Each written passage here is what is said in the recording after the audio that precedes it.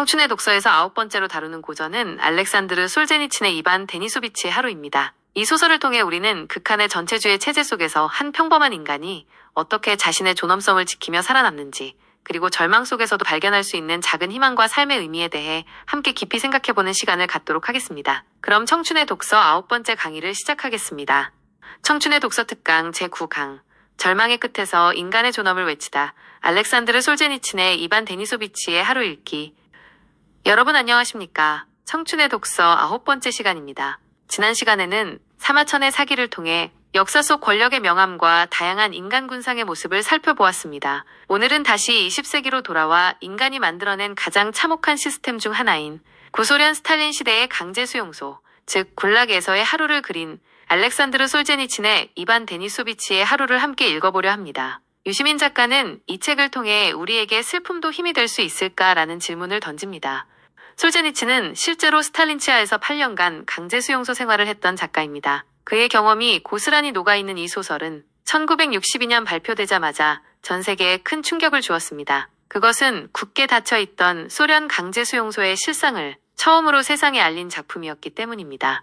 소설은 주인공 이반 데니소비치 슈오프의 수용소에서의 단 하루를 아침 기상부터 잠자리에 들 때까지 매우 담담하고 사실적으로 묘사합니다. 그는 평범한 농부였지만 2차 세계대전 중 독일군 포로가 되었다가 탈출했다는 이유로 어처구니 없게도 서방 스파이라는 누명을 쓰고 10년형을 선고받아 수용소에 갇힌 인물입니다. 수용소의 하루는 혹독한 추위와 굶주림, 그리고 인간의 존엄성을 짓밟는 비인간적인 처우로 가득 차 있습니다. 죄수들은 한 조각의 빵, 한 모금의 국물에 목숨을 걸고 사소한 실수 하나로 목숨을 잃을 수도 있는 극한의 상황에 놓여 있습니다. 그들에게는 이름 대신 번호가 주어지고 그 어떤 인간적인 감정이나 생각도 허용되지 않는 것처럼 보입니다.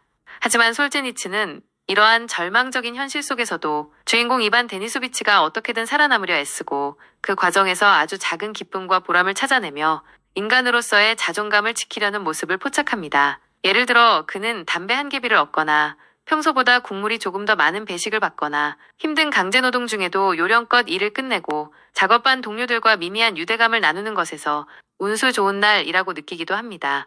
이러한 모습은 어쩌면 비참하게 보일 수도 있습니다. 하지만 극한의 상황에서 인간이 살아남기 위해 얼마나 필사적으로 노력하는지, 그리고 아무리 작은 것이라도 삶의 의미를 부여하려는 인간의 본능적인 의지를 보여주는 것이기도 합니다. 이반 데니소비치는 거창한 이념이나 저항정신을 가진 영웅이 아닙니다. 그는 그저 살아남기 위해, 그리고 그 속에서도 최소한의 인간다움을 잃지 않기 위해 하루하루를 견뎌내는 평범한 개인일 뿐입니다.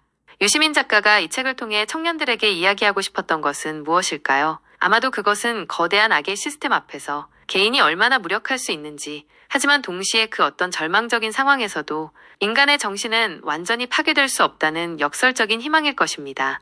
솔제니친은 이반 데니소비치의 하루를 통해 전체주의 체제가 어떻게 인간의 육체뿐만 아니라 정신까지 통제하고 말살하려 하는지를 고발합니다. 하지만 동시에 그러한 억압 속에서도 인간은 자신만의 방식으로 저항하며 삶의 의미를 찾아낼 수 있음을 보여줍니다. 그것은 거창한 혁명이나 투쟁이 아닐지라도 자신의 노동에서 보람을 찾고 동료에게 작은 친절을 베풀며 아주 사소한 것에서 기쁨을 느끼는 인간적인 행위들을 통해 가능합니다.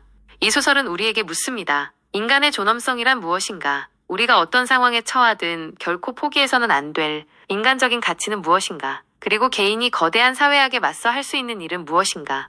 이반 데니소비치의 하루는 슬픔과 고통으로 가득 찬 이야기이지만 역설적이게도 그 속에서 인간 정신의 강인함과 작은 희망의 소중함을 발견하게 합니다. 이반 데니소비치가 견뎌낸 하루는 어쩌면 인간이 지닌 생명력과 존엄성에 대한 가장 강력한 증언일지도 모릅니다. 유시민 작가가 던진 질문처럼 슬픔은 때로 힘이 될 수 있습니다. 고통스러운 경험을 통해 우리는 삶의 본질을 더 깊이 이해하고 인간적인 연대와 공감의 중요성을 깨달으며 더 나은 세상을 향한 의지를 다질 수 있기 때문입니다. 이 책을 통해 청년 여러분도 인간의 조건과 삶의 의미에 대해 진지하게 성찰하는 시간을 가져보시길 바랍니다. 청춘의 독서 9번째 강의 알렉산드르 솔제니친의 이반 데니소비치의 하루편을 마치겠습니다.